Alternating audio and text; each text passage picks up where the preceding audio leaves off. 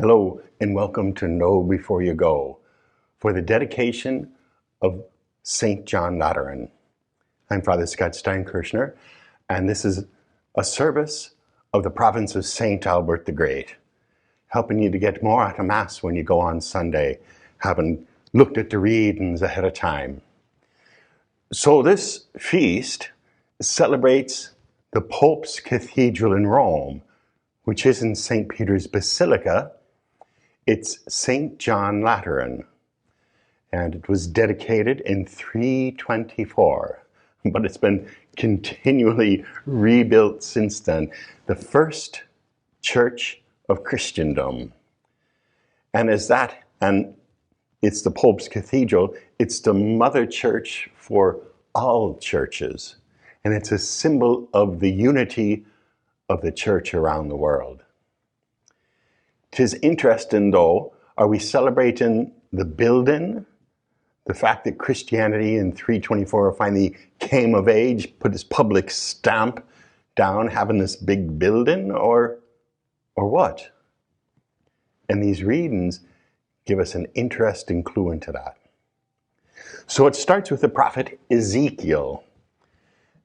Ezekiel did his prophecy from Babylon when they were in exile. He had been taken from Jerusalem, and Jerusalem was sacked by the Babylonians, and all the rich and intelligent people got hauled off to Babylon. Eventually, the temple got completely destroyed, burned to the ground. And Ezekiel had this prophetic moment that he's talking about here, where an angel led him to Jerusalem. And he brought him to the entrance of the temple. It says here, and I saw water flowing out from beneath the threshold of the temple towards the east. So water flowing from the temple, and it's just a trickle. And then the text that we have for Mass edits out a bit. It keeps getting bigger and bigger as it flows towards the east. And of course, what's to the east of Jerusalem, which you and I would call the Dead Sea. And when the water gets to the Dead Sea, every sort of living creature that can multiply shall live, and there shall be abundant fish. For wherever this water comes, the sea shall be made fresh. There's nothing that lives in the Dead Sea, nothing that lives on the banks. But it says here, I see when it makes that fresh, there will be trees that bear fresh fruit all along the shores as well. And their fruit shall serve for food, their leaves for medicine. So it's this great vision that the temple will still be a blessing for us, and blessings will flow from there. It became important to people in convincing them to come back from Babylon and to rebuild the temple. Because you see, we need these buildings in order to gather us together, a place where we can see us assembled, that we can focus our attention to make us into a people. And he's saying the temple may be destroyed, but it will still serve as that for us. And so the temple was rebuilt when they came back from Babylon. But then the gospel reading is the famous story of Jesus cleansing the temple. And this one is from John. So he goes to Jerusalem, and of course, the money changers are in the temple, and they're selling things that people can make sacrifices in the temple. And Jesus made a whip out of cords and drove them all out of the temple area with sheep and oxen, and spilled the coins of the money changers and overturned their tables. And to those who sold doves, he said, take these out of here and stop making my Father's house a marketplace.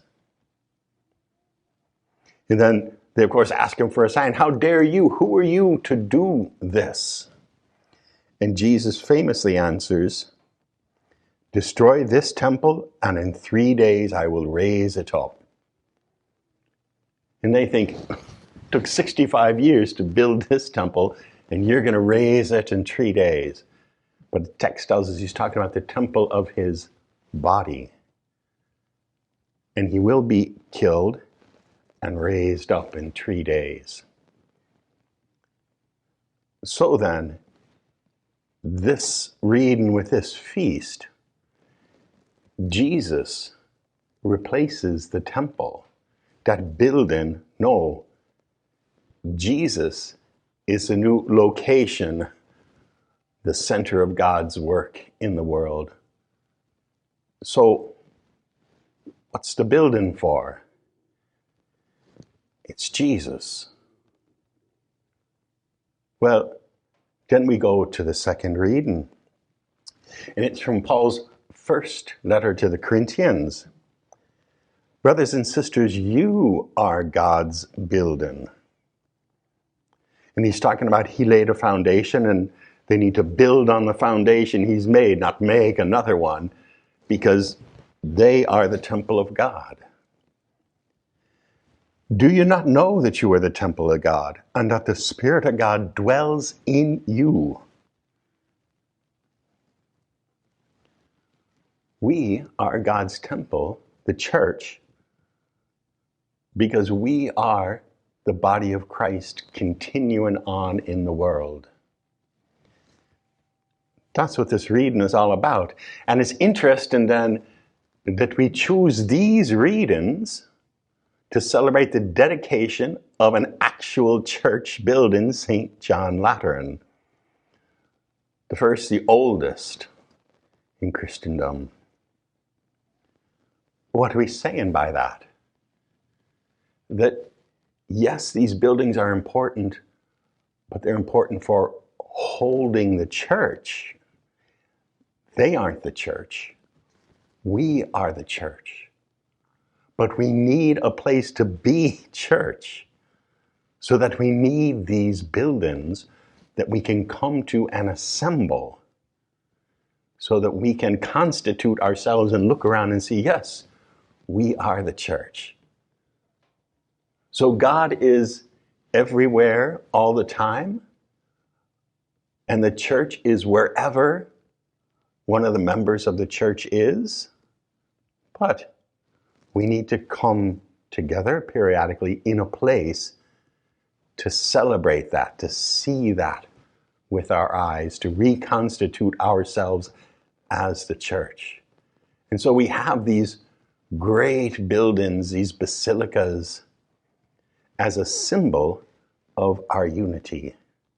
They don't make it, but they facilitate us in remaking it day after day, week after week, year after year. So that's why around the world we celebrate this church,